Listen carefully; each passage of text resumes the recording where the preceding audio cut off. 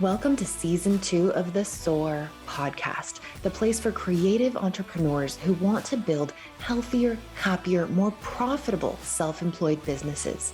I'm your host, Ray Hyde Cornell, business mentor at Chiron Consulting and CEO and senior copywriter at Cornell Content Marketing. Get ready to soar. This is a podcast takeover. Welcome to the Soar podcast. On today's episode, we're doing things a little differently. I'm going to be handing over the mic to Emma Cobbs, who is actually going to be interviewing me. So, Emma, take it away. Thank you so much, Ray. Hi, everybody. I'm Emma. I own a copywriting agency that I really owe a lot to Ray.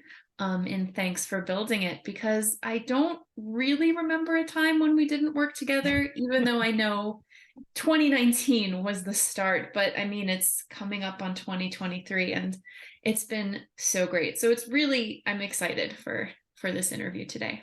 So, needless to say, you know me very well, and I know you very well, which should make this pretty fun and interesting. I mean, I feel like you and I have gotten to a point where we're not just in this like client business mentor relationship, and you've also done writing for our clients on the Cornell side. So it's not even like there could be like an independent contractor and client relationship there, but also we've hung out in Montana when my husband and I went up there and we got to spend some time together.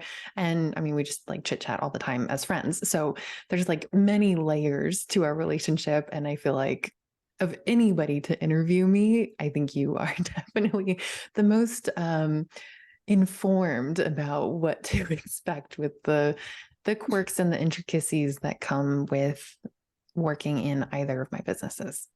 Oh, well, thank you so much. No pressure. No pressure at all. No. Let's dive deep into your subconscious in the next 40 minutes. Yes. Yeah, exactly. Well, I do have some questions for you, Yeah. and I would love to get started. And I mean, I don't know anybody who starts tuning into a podcast midstream. So I'm sure that everyone listening, we all know Ray. We know what she does best, and she does many things best. There's actually, I'm not sure how I would rank those myself. But when I sat down to put these questions together, I wanted to kind of explore who I feel like she is on a more personal level, because yes, I've been the listener, I've been the student, but I feel like there's some fun stuff that just hasn't been delved into yet, and so I wanted to start kind of broad and go a little narrower. So because we all know about Cornell Content Marketing and Chiron Consulting, you get the vibe, right? The white and the gold, the navy blue, the writing, the coaching, like really getting in with entrepreneurs and business owners. But I thought, if you had to pick another industry to launch a business, do you have one? Is there a top 3? Yeah. Oh my God, that's such a good question. So, I feel like my husband should be on this interview for this question, because I swear so we actually just got back from vacation. We went to New Mexico. We went to this little mountain town called Ruidoso, where we rent a cabin and we go hiking and we feed the forest puppies, apples, feed the deer. And it's like a 5-hour drive. And he is just now joining Cornell as our project manager. He's been my web developer for years. He's kind of like our tech guy. But now he's really coming on, since he retired from FedEx at the end of October, he's coming on as our project manager. And so during this 5-hour drive there, and then of course, 5-hour drive back, he's like asking me all these questions about the businesses that we're working with and things like that. And within Cornell, we have a really broad roster of clients. We have subscription brands that are product-based. We have service-based businesses that are consulting firms. We have a fertility clinic or fertility agency. We have a CPR platform that does like e-learning and things like our clients are all over the map. And so my husband, even though he's been an employee for the last 20 years, he's very entrepreneurial minded. And he's like, how can we make money? And his thing is always like, okay, so if I have, let's say, a product-based business or a subscription box on our client roster, and if he's like really interested in them, like we're talking about Battle Box or Carnivore Club. We have friends over at Carnivore Club, and we have a couple other little ones. He's like, okay, so how can we do that? Like, what kind of subscription box would we launch? And I always tell him, like, no, I don't want to do like small price tag, like low ticket stuff, because then you have to deal in volume. So I don't think, as much as like he gets excited about that, I don't think I would go into like a product-based business. And particularly recently, we've been working with a dispensary in New Mexico and launching their marketing and helping them open up and everything. And so Wes is going, okay, so what if we opened a dispensary? What if when we move to Montana, like what if we open a dispensary? What goes into that? And he's like asking me all these questions. And I'm like, the compliance, dude, like the compliance in the cannabis industry is bonkers. I don't want to deal with that. So part of me is like, even though I feel like we could do something really intricate like that, I've been running two very intricate businesses for 15 years now. Well, Cornell for 15, Chiron for 3.5.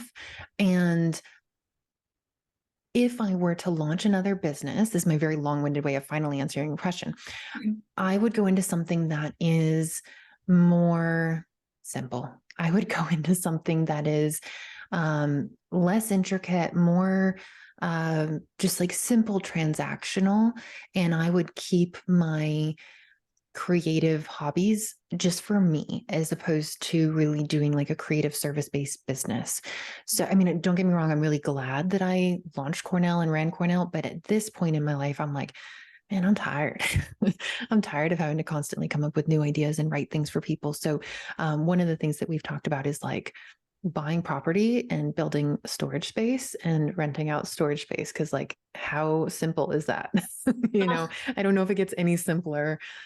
I mean, like if someone doesn't pay rent, we just cut the lock off and sell their shit. Like that's pretty much as easy as it gets. So that's what I would do if something happened and Cornell and Chiron totally fell apart and the world imploded.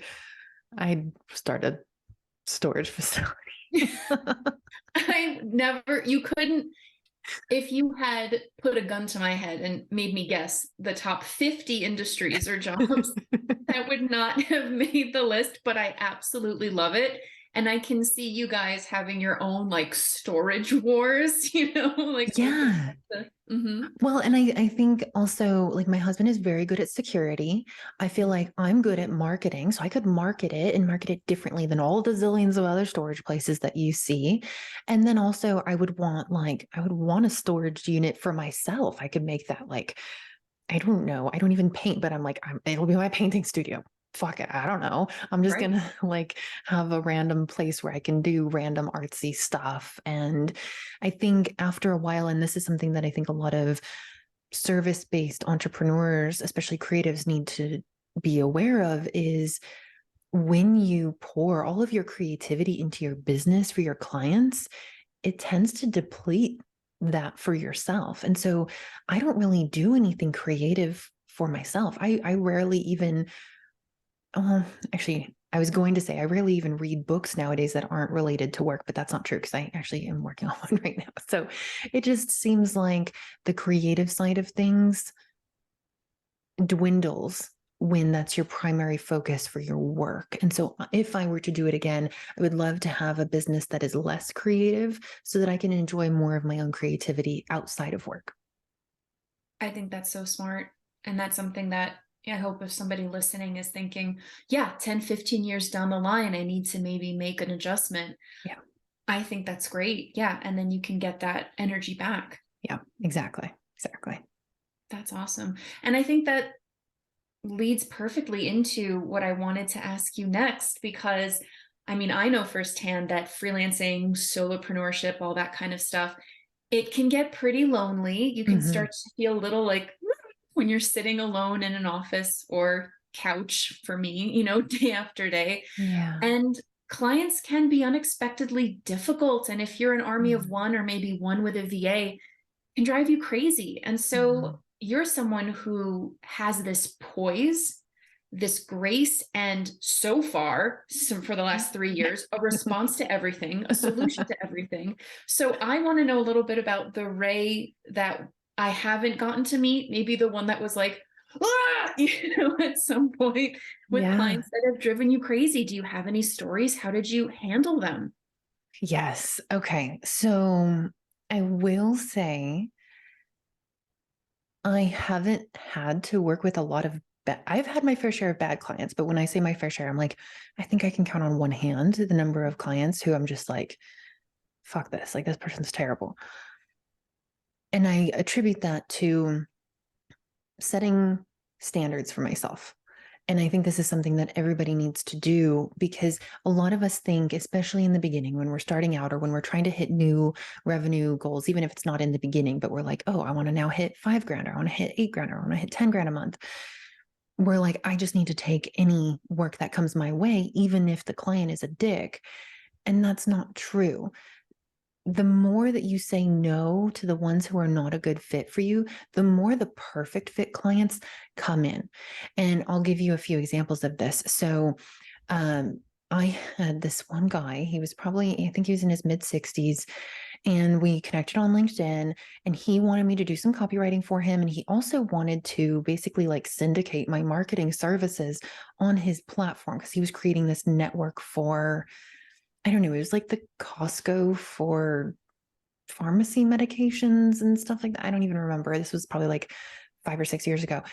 But we would hop on a Zoom call, and he would just tell me everything that I was doing wrong. And he would always put my age at the forefront. So we're recording this at the end of 2022, which means I'm 32 years old.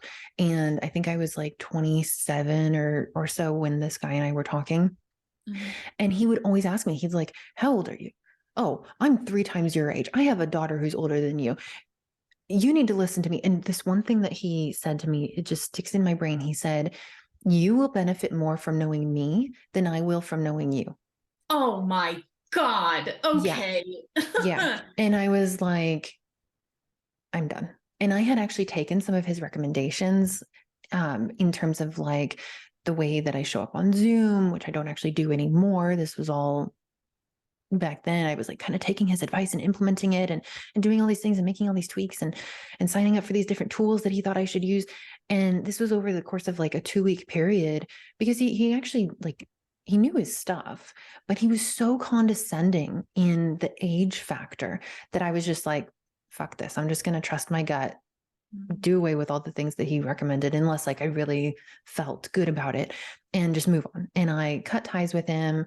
I mean, he really did have the potential to send massive volumes of work to us, but it wasn't worth feeling belittled and feeling like I don't know anything because I'm only 27. Like that.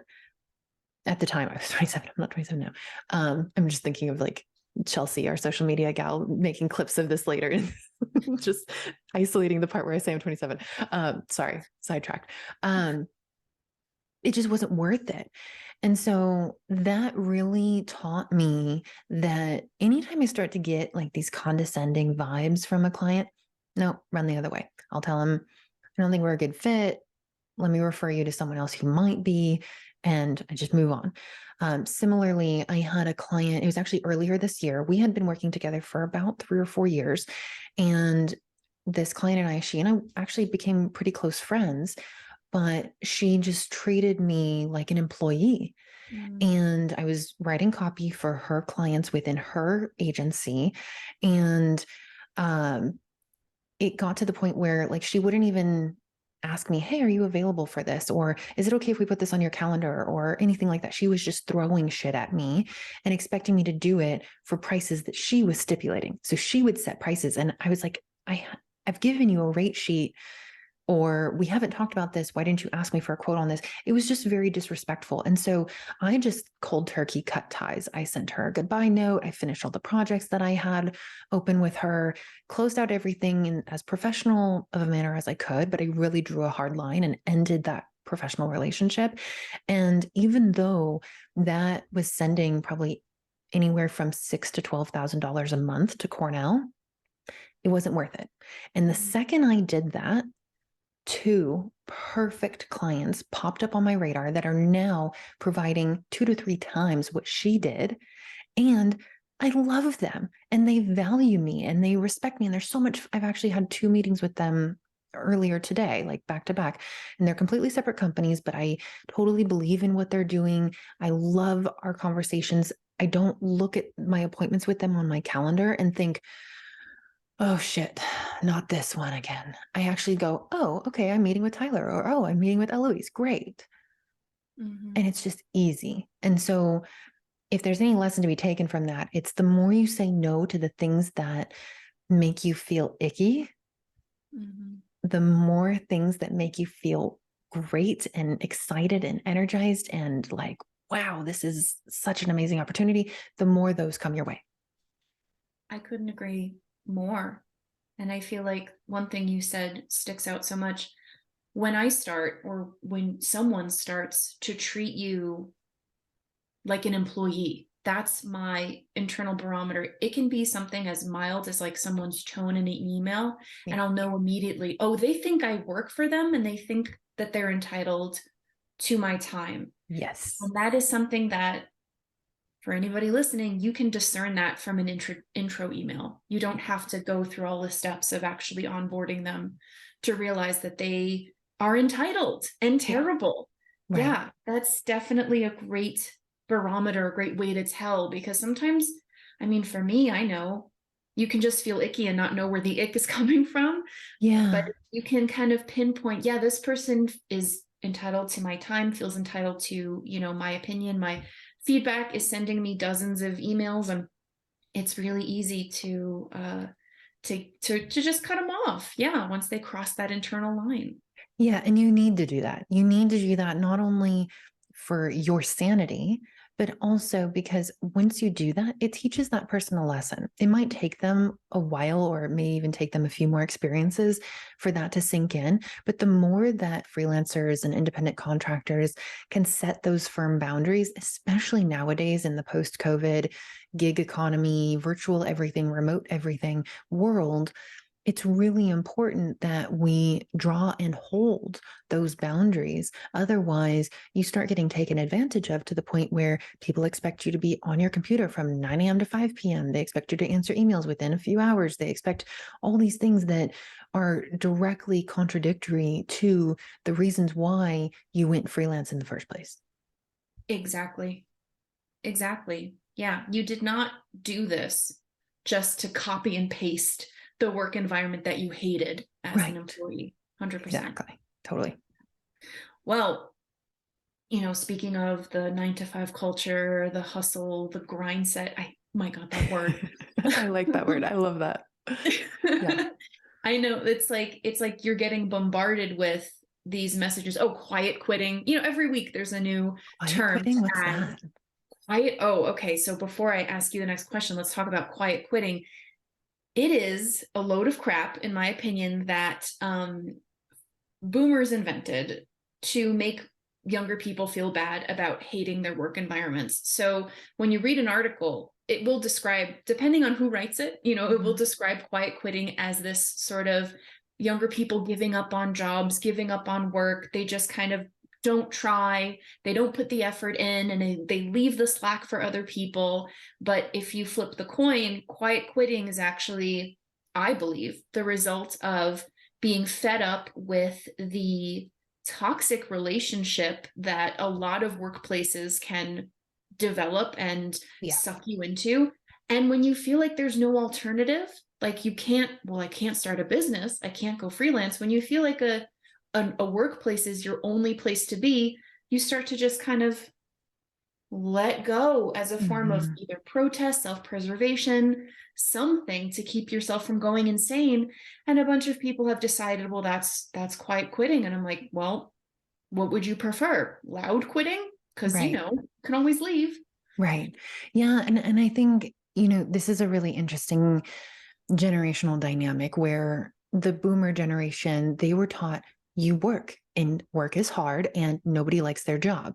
That is literally the messaging that was instilled in them as children. Whereas I feel like our generation and younger generations have grown up being told you can do anything you want, you can be anything that you want to be. That's kind of like what I heard as a kid. And it was not just from my dad, but it was also from teachers and coaches. And it was just very different.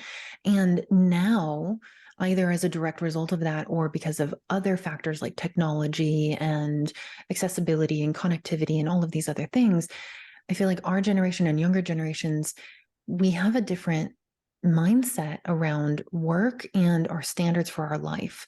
So we tend to have higher standards for what expectations we have for our life. We want magical lives. We want things to be exactly as we want them. We want to have these like grand dreams and then live those dreams. That's what we expect. And some people call that delusional or, head in the clouds.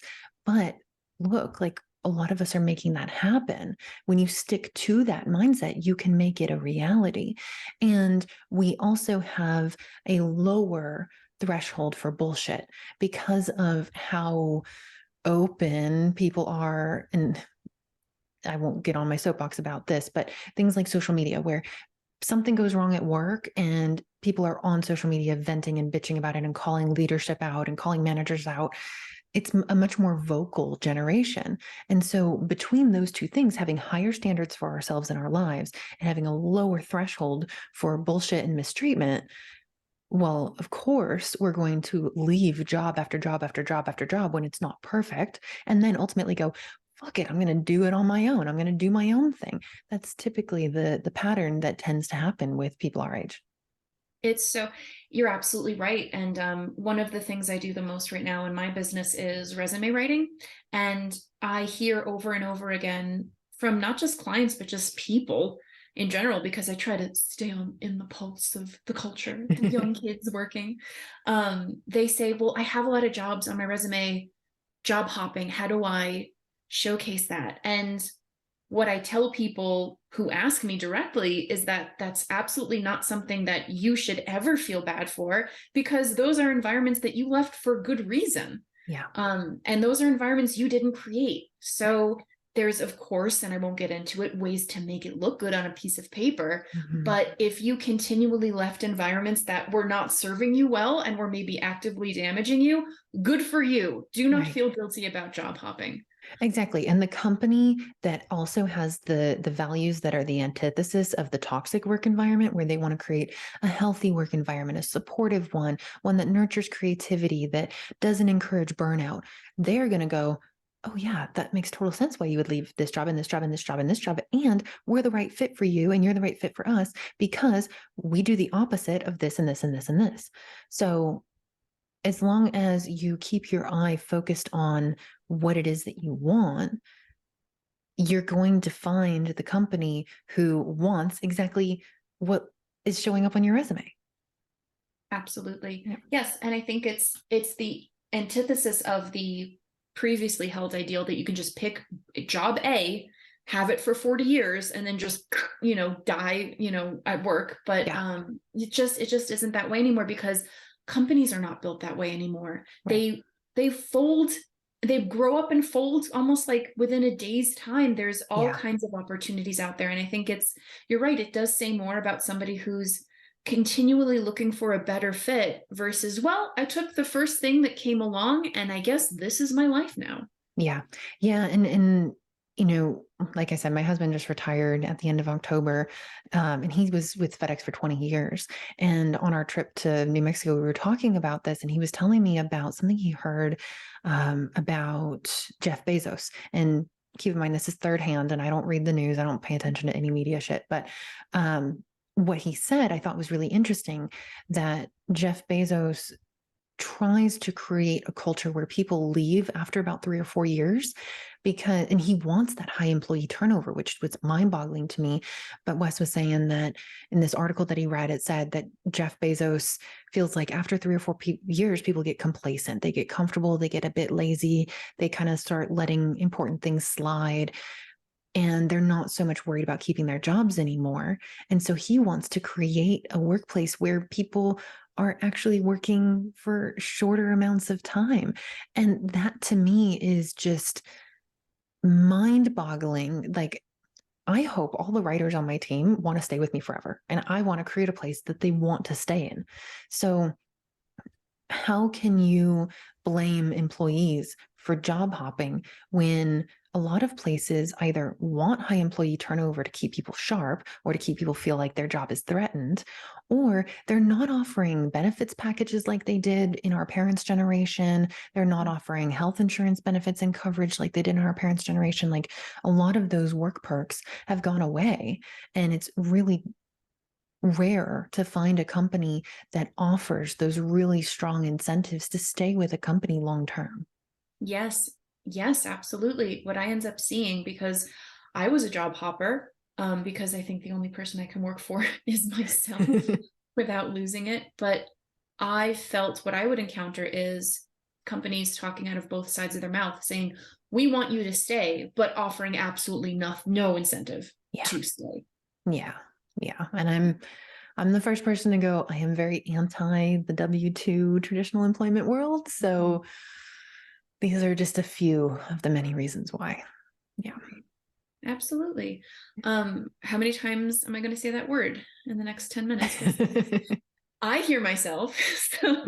So speaking of bullshit, what is the biggest load of BS masquerading as business advice that you've seen? And if you could maybe switch it around, put your own take on it, what would it be? Yeah. So especially when I was starting out in content writing and copywriting, the so-called leaders or mentors or people who had figured this shit out ahead of us were telling us, you have to niche, you have to niche, you have to niche, you have to niche. And on the one hand, like, I get that, like, people who, and I do have friends who are very successful, accomplished, like cybersecurity or technology writers or travel writers. You know, I had Misty Miliotto on the show earlier this year, and she's a very accomplished travel writer. Like, those are niches, those are solid niches. But for people who don't want to niche into these kind of like super complex industries, not that travel writing is complex, but things like cybersecurity, technology, finance, legal. If you don't want to do those specializations that require a lot of expertise, I don't think you have to niche. I mean, look at my client roster. I have a cannabis consulting firm, a CPR training platform, a fertility agency, a snack foods company, a leadership consultant, like all over the place. Our clients are all over the board. We have around 25 clients on the Cornell side. None of them are in the same industry. Actually, no, I think we have 3 woodworkers other than that. And that's just because one of our woodworking clients referred us to all his friends. And so this idea of niching, I think, is a big myth, that you can't make good money niching, or that you can't be well known and build up this referral network without niching. That's not true. What is true is that you have to figure out what's unique about you. Is it your particular philosophy on what you do, whether that's design or photography or web development or copywriting? Is it your particular philosophy and way of looking at it? Is it your area of expertise? Like, my background is in psychology. I could have gone and written for a number of psych businesses and things like that. Is that what you want to be known for? Or do you want to, for example, within Cornell, we're known for my unique way of looking at marketing, that I don't do any paid media. I don't do any of this advertising in your face. I do very organic, get into the mind of the customer, figure out what problems they're dealing with, and offer a solution that they're going to be so grateful to have. That's my particular take on marketing. And that's what my clients enjoy. And so if you can figure that out, you don't need a niche. And for me, having clients in all different industries keeps it so interesting. It means that, because I love to learn, I just crave new information. And so I get to learn about all these different things. I have a ridiculous amount of knowledge on a ridiculous number of subjects, purely because I've written for companies who do whatever the thing is. And if you decide to niche, it can get boring really quick, because then you find that you're writing about the same thing for different clients. And it's like, okay, well, I can't just copy paste the blog I wrote for client A to client B. That's plagiarism. So how do I keep it? Just, to me, it is a quicker road to burnout if you are going to niche into something. Like, a lot of people want to niche into health, wellness, pets. Dear Lord, how fucking boring would that get if all you wrote about was cats all the time? I mean, I wrote for Pretty Litter for 3.5 years, and I was struggling to come up with more ideas. And can you imagine if you had like 5 cat brands that you were writing for? Oh my God. So the niching thing, that's my, I think it's a misconception. And I think it's something that the people who've been around longer than us need to stop forcing down the newbies' throats. Do you feel that niching is just another version of like a funnel, like just do something as quickly as you can to make as much money as you can and then be done with it and then move on to a new niche and then like burn it out? Because it does seem very short-sighted. It doesn't seem like a long-term plan. Yeah, it could be. And again, it depends on the industry. So if you're going for some of those like easier, low-hanging fruit industries like health, wellness, pets, travel, like those are the things that pretty much anybody can write about. Yeah, like, and a friend of mine has built a marketing agency where that is their model. They create this perfect marketing funnel for dentists, and then they run it and run it and run it and run it until dentists wise up, they get savvy, and then they realize, oh, this is a marketing tactic, and they back off and they no longer enter the funnel. And then he goes, okay, well, let's go build one for therapists, and he does the same thing, but he creates a different funnel specifically for them, and he runs it, he runs it, and runs it, and runs it until the therapist gets savvy and they no longer respond to his marketing tactics anymore. So I think that is a risk. And if you're okay with hopping around from industry to industry like that, then yeah, you might be able to do something like that. But also, to me, that seems like a way to build a lot of short-term relationships. My goal in my business is to build a lot of long-term relationships. Most of the clients that we have are either clients that I've been working with for 3 or 4 years, or referrals from those clients who I've been working with for 3 or 4 or more years. And so that's my strategy, is let me be a long-term presence in these businesses' lives, and then be their go-to person for all things writing and marketing. And then I haven't had to go seek out a client in ages. So I feel like that's a more lucrative long-term strategy, as opposed to just kind of like focusing so heavily on one thing that either you burn out or that industry burns out on your sales tactics. That makes a lot of sense. Yes, I think often we don't think about the industry burning out on us versus us burning out. There's a lot to be said about, thinking about things in terms of longevity and not what's going to make me the most money in the next 6 months. Just thinking about having multiple cat brands, I'm gagging a little bit. Yeah, exactly. And it really all goes back to, why are you doing this? Like, what is the plan for your business? Do you want to just make tons of cash right now and, make $500,000 in 3 years and then be done?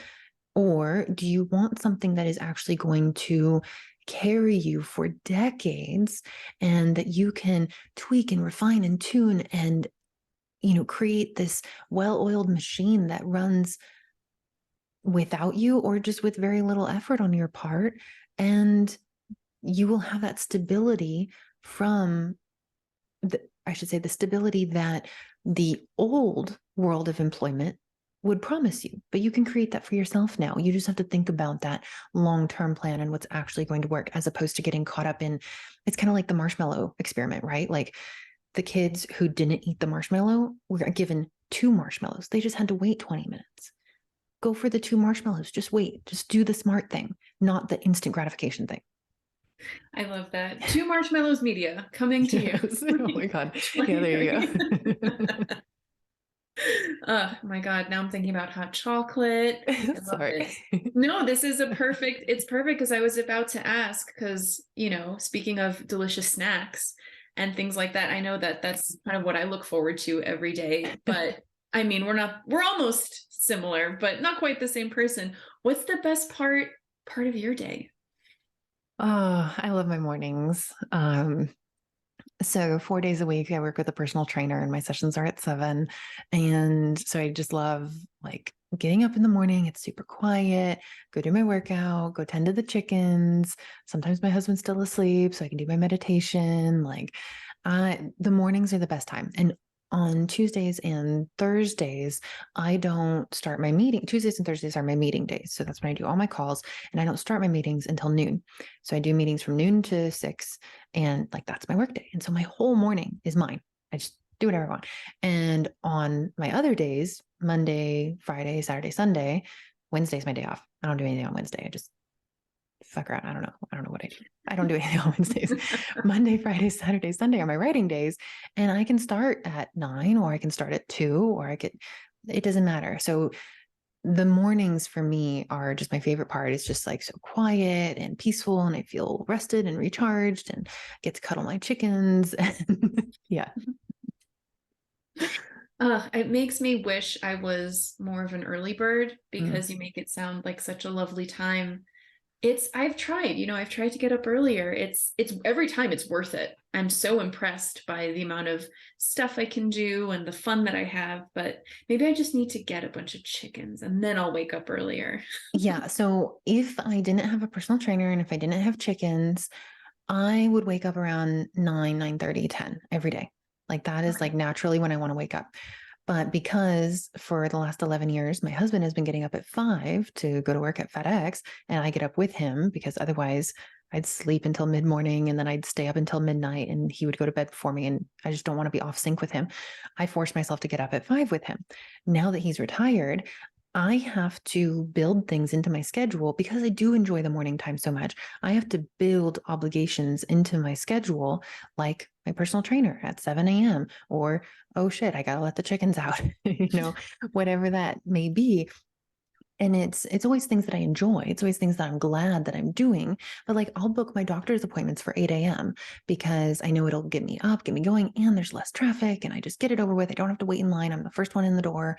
Super easy. So it's like you have to figure out if you really do want to wake up early and redefine what early means to you, because to some people it means 4 a.m. and that's nuts. But think about like, how can you do this in a way that's actually going to be easier on you? Because when I know I have a gym appointment, I'm like, oh yeah, I'm up, I'm good, as opposed to like, oh, I have nothing planned in the morning, but for some reason I'm making myself wake up at 6 a.m. Don't do that to yourself. I was just about to ask, does your trainer come to your house? He used to for the first like year, or no, I'd say for the first like 4 months that we worked together, because I had very specific back problems. And then once we kind of figured out what was actually going on, and he knew me well enough to know, like, okay, this is what it looks like when she's actually about to hurt herself, or this is what it looks like when she's tired, or when she can actually do more repetitions. We switched to Zoom. And so he's in my town, but he works with people all over the country. And so we do everything over Zoom. That's so awesome. Yeah, there's nothing like just a little spoonful of obligation to get you Yeah. going. And in it can your be like book a yoga class, or, like with the doctor's appointments, book your hair appointments, whatever, first thing in the morning, just get it over with. And yeah. Yeah. I have one this Friday, a hair appointment that I've keep rescheduling. So it's a note to myself to stop doing that and just go to your appointment, because I'm, a shaggy dog now. And yeah, and I did want to ask you, because unless you've been living under a rock and you've never engaged with Ray at all on any form of media, maybe you've missed or not seen this like mane of hair that she has. And I know nobody's asked this yet, so I want to be the one to ask it. What is your hair routine? What are the secrets? What is the shampoo? I want to know about it. We all want to know about it. Okay. So I might disappoint you a little bit here, because I tend to think of myself as pretty low maintenance when it comes to like, grooming and beauty and whatever. Like I wear mascara, eyeliner, and this like sparkly red chapstick. That's my makeup kit, like 3 things. So first of all, I'm naturally like, my hair color is like naturally a brownish red. So if you go on Facebook and you look at any of my wedding photos from May 2018, you'll see that's my natural hair color, but I haven't been that since like June 2018. I did this like, and actually it's really faded right now. So this is really terrible for anybody who's watching the video. This is like really embarrassing because I'm changing the shade of blue that my hair is. So it's super faded right now. But the top half of my hair, think like if you could put the equator on my head, the top half is blonde or brown with so many blonde highlights that now it's essentially blonde. Except for the low lights that my gal did that are a little chunky. I'm getting them fixed tomorrow. The bottom half of my hair is blue, like a navy electric blue. Shampoo wise, this is where I'm going to disappoint you. I use Suave. I use Suave clarifying shampoo. It's like $3. Oh my gosh. I was gonna say, if this girl says Suave, I'm terminating this chat. I do. I like the way it leaves my hair. Like I tend to like be more oily. Like my face is oily. My hair gets oily at the end of every day and it like clears my hair. And also it gets the blue out of the blonde really well. And so I use that clarifying shampoo. And then I have this tea tree conditioner that I use. And this is all for the blonde half, by the way. I know I said I'm low maintenance, but I have to treat the blonde half differently from the blue half. And then on the blue half, I use Overtone Extreme Blue conditioner. And then once I do that, and that's not every day, it's like once a week. And then I condition it with a color locking shampoo or conditioner so that the blue doesn't bleed into the blonde, because I'm very neurotic about the two-tone hair color and I do not want to ever have this like green tint to any of my blonde, which if blue goes on to yellow, it's going to turn green. So Yeah. that's it. That's the big secret, but it's not really a secret, and I wish I had more for you, but it's really not that exciting. I don't have any like secret products or anything other than Overtone. If you're thinking about coloring your hair, oh my God, I love Overtone. It's the only color conditioner / shampoo that does not like give me a rash on my scalp. Really? Okay, Yeah. because I have seen the ads. I've been curious just to So good. have some fun at home and get one of their, things and do it. So yeah, well, I mean, I guess I never thought about you doing the blonde and the blue separately. Of course, you'd have to take care of them separately. And I guess also leave it to you to have two diametrically opposed shades of hair on the same head and being like, I must maintain them separate. They must never mix. But you know why I have those colors, right? Because that's my Cornell colors, blue and gold. I love that. Yeah. Yeah. Because it's, ride or die. Right. Exactly. Yeah. Tricky on a scalp versus, a wall or a business card. Yeah, it definitely took me a long time to figure out how to keep the blue out of the blonde. And now, like, there are some days where if I'm in a rush, I will just shampoo my hair and condition it all at once. But I've gotten it to a point where I know how to get the blue out of the blonde if it bleeds without destroying my hair. And I hydrate it a lot. And and then the other thing is I blow dry my hair upside down. So I flip my head upside down, blow dry it upside down, and I use a round ceramic brush. Okay. Because my hair is naturally wavy, but it looks straight. My hair's naturally wavy. We'll have to, when we're going to do another episode, it's just going to be about hair. Yes. And tune in for that one. Seriously.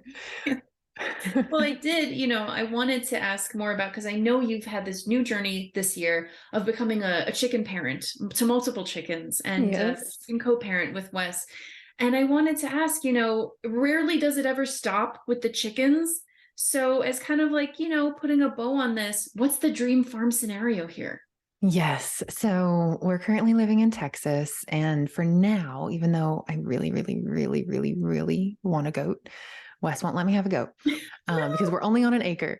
And he's like, no. And the goat is going to butt heads with our pit bull, who would love that. But I'm just like, no puppy concussions.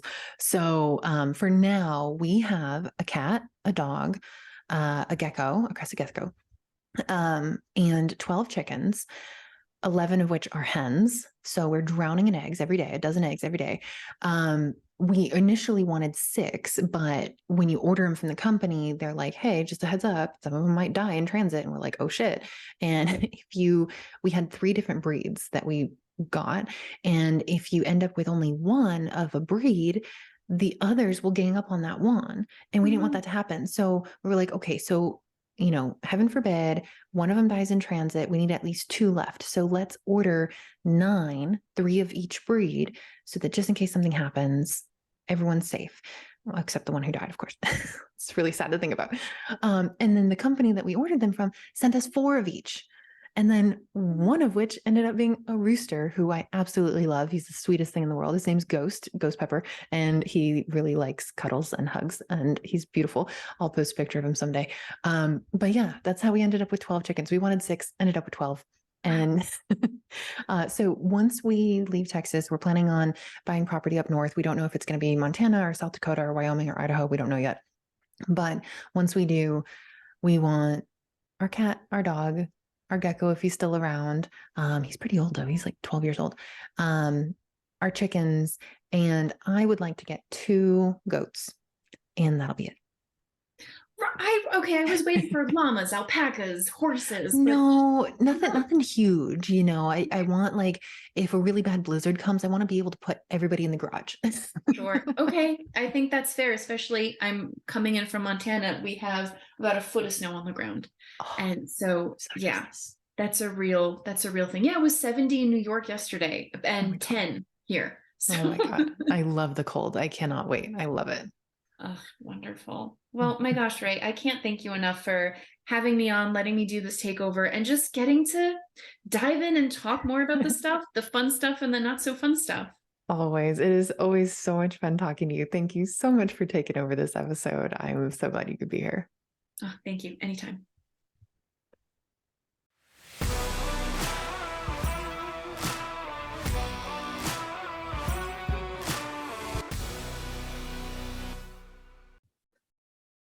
Hey, Ray here again. Thanks for listening. If you liked this episode, please subscribe and rate us in your favorite podcasting platform. Want to be a guest on the show or know someone who has an amazing story of entrepreneurship? Apply on our website at chironconsulting.us/podcast.